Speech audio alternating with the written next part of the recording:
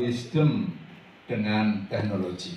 Wisdomnya ada di para petani tradisional. Teknologinya ada di anak-anak muda. Kolaborasi antara wisdom dan teknologi ini akan melahirkan sesuatu yang dahsyat nanti ke depan bagi Indonesia. Itu. Untuk itu maka Maju Tani ini sebuah gerakan yang diinisiasi oleh anak-anak muda. Tadi Mas Edi sudah sampaikan, dan ini nanti kita berharap kontribusinya kepada negara ini sungguh sangat real, nyata.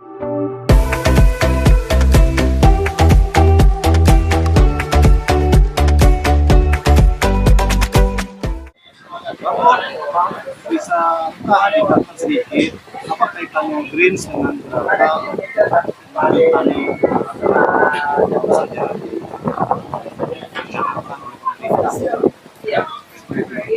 Ya, jadi sebenarnya saya koreksi sedikit ya. Jadi gerakan Maju Tani itu adalah gerakan yang diinisiasi sama 8 anak muda. 8 anak muda ini itu yang datang ke Muldoko. Ini kok gimana sih concernnya? Kok nggak pertanian Indonesia tuh gini-gini aja gitu intinya. Kok nggak ada peningkatan apapun gitu. Jadi si 8 anak muda ini kebetulan mereka, nah 8 itu ini aku inget ya.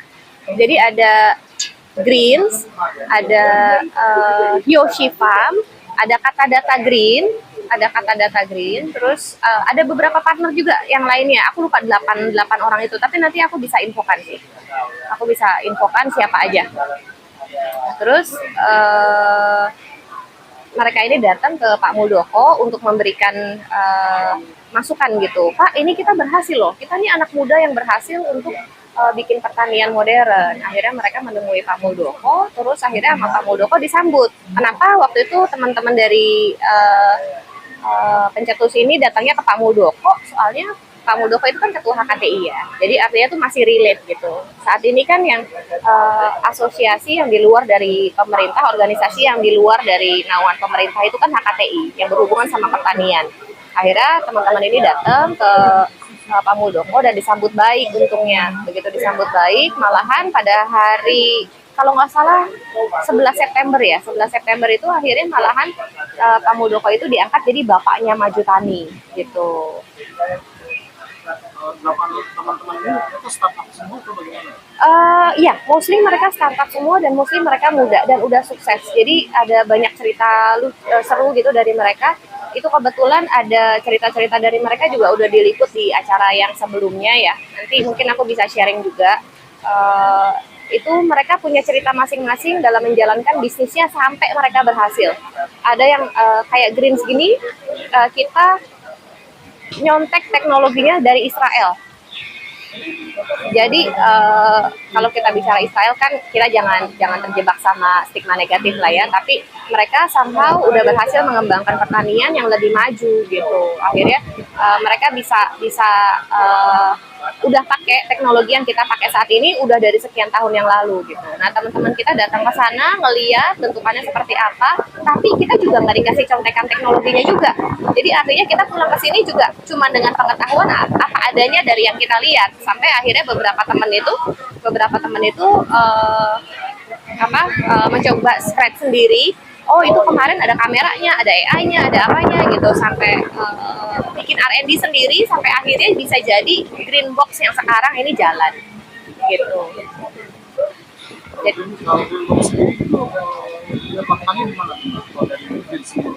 saat ini kalau misalkan teman-teman ke Plaza Indonesia lantai 5 itu Greens itu punya restoran dalamnya tuh ada kebanyakan menunya tuh menyajikan salad gitu ya, itu langsung dipotong dari green box-nya sendiri. Jadi artinya sayuran yang disajikan di situ itu bukan datang dari mana-mana gitu, tapi tumbuh di situ, tumbuh di dalam mall situ. Dan selain dari situ, Greens juga saat ini bakal kerjasama sama Ismaya, artinya semua restorannya Ismaya bakal kita taruh green box, terus akan di setting juga di Hotel Grand Hyatt dan beberapa hotel lainnya.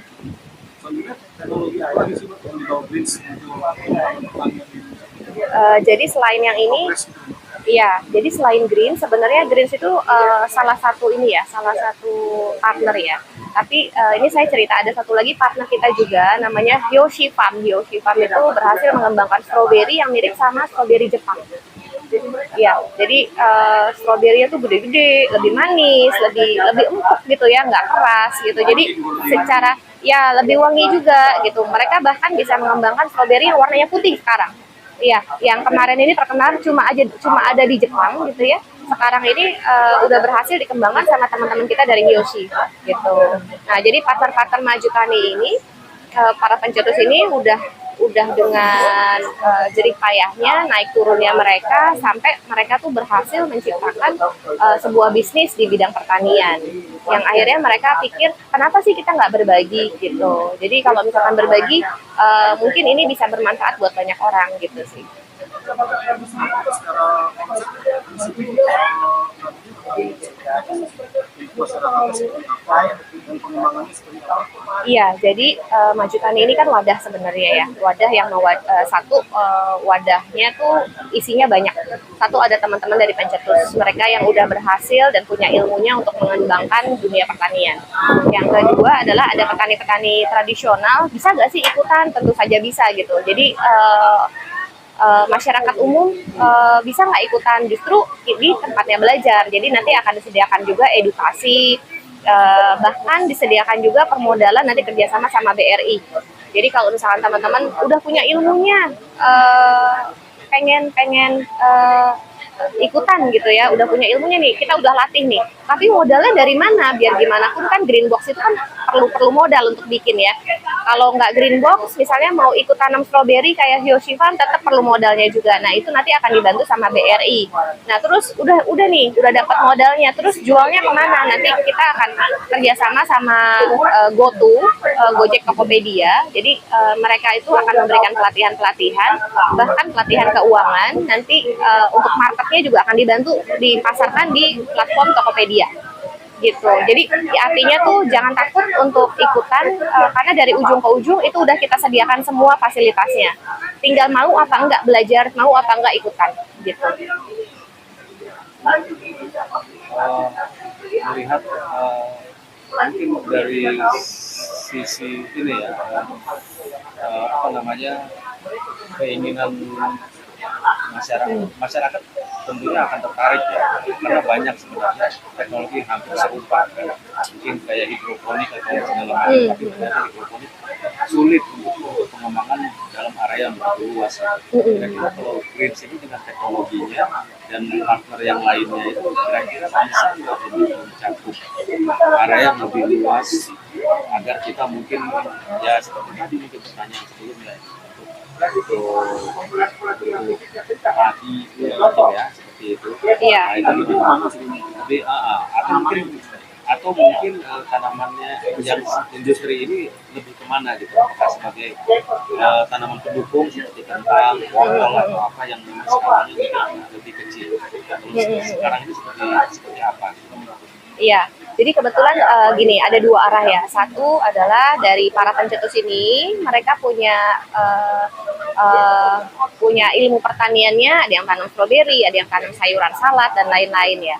Which is kalau kita ngomong soal ketahanan pangan itu, pasti kan kita ngomongnya udah beras, udah kentang, sagu, singkong gitu kan ya, artinya karbohidrat ya kan, dan dalam jumlah yang sangat masif, dalam jumlah yang sangat besar gitu. Nah disitulah investment dari Korea itu masuk. Jadi investment dari Korea itu masuk, jadi skalanya kan susah nih, kalau kita kecil-kecil terus skalanya kan susah untuk mendobrak gitu artinya ya. Jadi Korea itu udah mereka mau investasi sebesar $1 miliar kan untuk investasi awal gitu. Dan disitulah mereka juga ngajarin kita gimana caranya mengembangkan varietas lain, terutama makanan pokok ya, pangan pokok gitu. Jadi dengan teknologi yang sangat maju, dan kebetulan saya sendiri udah lihat presentasinya, itu luar biasa banget mereka punya teknologi gitu. Jadi saat ini kita mulai dari kecil-kecil dulu, yang kecil-kecil ini datangnya dari lokal, artinya sayur mayur, buah-buahan, dan lain-lain gitu. Tapi untuk yang teknologi untuk besarnya, selain Pak Muldoko udah menemukan M70D itu, jadi bibit padi yang bisa tumbuh dalam waktu 70 hari aja gitu, dengan hasil 2,5 kali lipat dari padi biasa. tapi juga ada bantuan dari Korea dan Qatar itu. Nah itu sih yang saat ini Maju Tani lagi kerjakan supaya itu bisa realisasi jalan di Indonesia. Berarti Greens ada rencana program besarnya itu ya, artinya dalam skala besarnya sudah disiapkan dulu program itu. Iya betul. Dalam skala besarnya kita mau menjalankan komitmen kita sama Qatar sama Korea ya. Karena mereka kan udah investmentnya besar sekali ya sama Maju Tani. Jadi gambaran besarnya itu kerjaan besarnya itu adalah menjalankan komitmen kita menggunakan investasi mereka untuk kebaikan bangsa Indonesia dalam hal krisis pangan. Iya, nanti di bulan November kita akan kasih tahu lokasi-lokasinya. Jadi kebetulan untuk awal itu kita akan mulai dengan 89 titik kota, karena itu nanti akan jadi twin cities, artinya di Korea itu saat ini lagi dibangun juga 89 kota juga. Nah di Indonesia juga sama 89 kota juga. Iya, jadi kita sebutnya twin cities ya. Nanti untuk lokasi-lokasinya itu nanti kita akan infokan di November, karena kita saat ini juga masih lagi penjajakan beberapa daerah sih yang cocok. Satu lagi mungkin jadi ini kan memang program masih boleh dikata baru ya.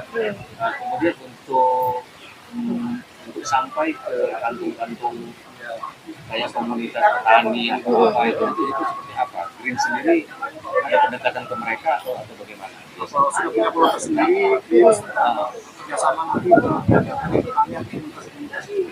Iya, pastinya sih. Satu adalah kita pengen pakai, justru alhamdulillah Pak Muldoko kan menyambut baik Maju Tani ya. Dengan begitu Pak Muldoko kan udah punya basis-basis para petani itu gitu. Dari situ nomor satu kita akan mulai dari situ.